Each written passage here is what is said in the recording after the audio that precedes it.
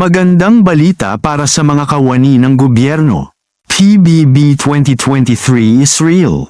Updated guidelines for the performance-based bonus for fiscal year 2023 at Productivity Enhancement Incentive 2024. Kamakailan ay naglabas ang gobyerno ng mga updated guidelines para sa performance-based bonus for fiscal year 2023 at Productivity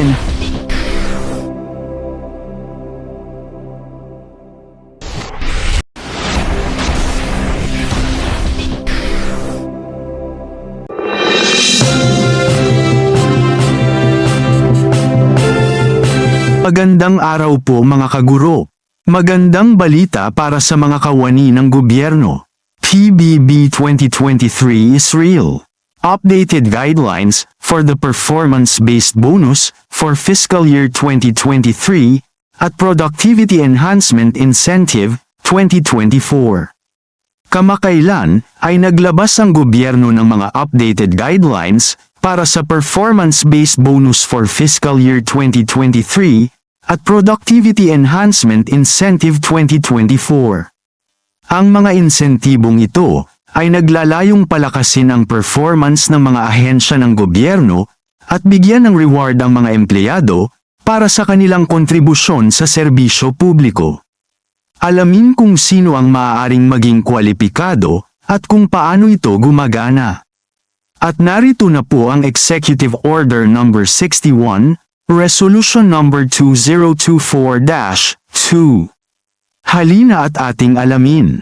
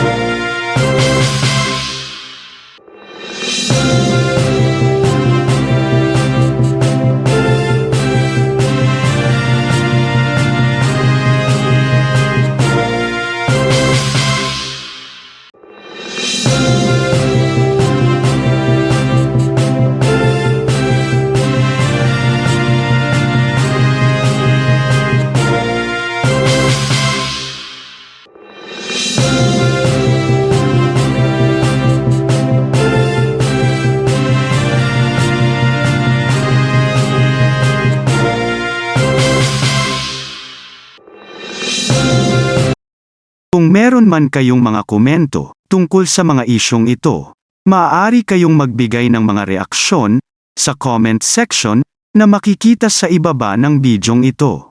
Maraming salamat, at kung ikaw ay interesado ng mga bidyong tulad nito, mangyaring suportahan ang channel na ito sa pamamagitan ng pagpindot ng like, pag-share ng mga video at kung bago ka pa lang sa channel na ito, please subscribe sa channel na ito at pindutin ang notification bell at piliin ang all upang maabisuhan ka para sa mga paparating pang mga videos.